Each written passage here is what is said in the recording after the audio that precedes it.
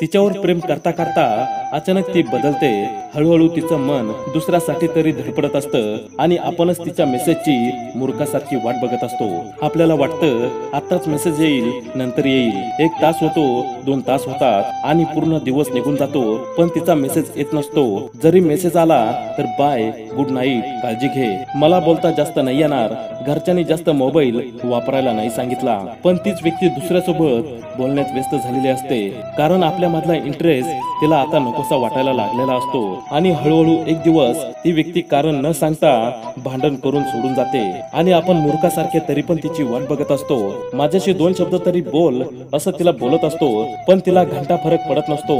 इकडे मनात आणि हृदयात आणि डोक्यात आणि मेंदूत किती विचाराचा कालवा चालू असतो हे फक्त जो खरं प्रेम करतो त्यालाच माहित असतं।